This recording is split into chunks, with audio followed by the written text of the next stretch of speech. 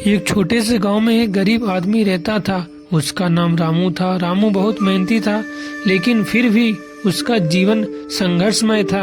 वह हर दिन खेतों में काम करता, फिर भी उसके पास उतना पैसा नहीं था कि वह अपने परिवार को अच्छे से रख सके। उसका घर छोटा था और खाने के लिए कभी कभी पर्याप्त भोजन भी नहीं मिलता था। एक दिन गांव में भगवान बुद्ध आए। उन्होंने गांव के प्रत्येक घर में जाकर अपनी उपदेश की बातें की और लोगों को जीवन में संतुष्ट रहने की सलाह दी। रामू भी बाबा से मिलने गया और उनसे अपने जीवन की कठिनाइयों के बारे में कहा। बाबा, मैं बहुत मेहनत करता हूँ, लेकिन फिर भी गरीबी और दुख से बाहर नहीं निकल पा रहा। क्या मुझे कभी सुख मिलेगा?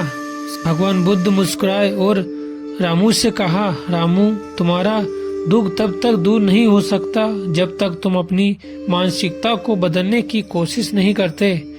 तुम्हें जो भी कुछ मिल रहा है उसके लिए आभार व्यक्त करो, संतुष्ट रहना सीखो और देखो जीवन में बहुत कुछ बदल जाएगा।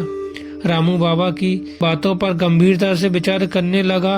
अगले कुछ दिनों तक उसने अपनी आदतों को बदलने की कोशिश की। वह जो भी प्राप्त करता उसके लिए आभार व्यक्त करता। वह जो भी काम करता उसे पूरे मन से करता। उसने अपने छोटे से घर को और भी व्यवस्थित किया और परिवार के साथ समय बिताने की कोशिश की।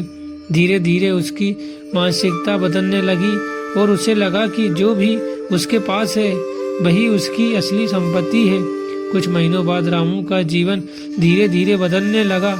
उसके पास पहले से ज्यादा काम आने लगा और लोग उसकी ईमानदारी और मेहनत को सराहने लगे। उसकी छोटी सी खेती भी अब अच्छी होने लगी।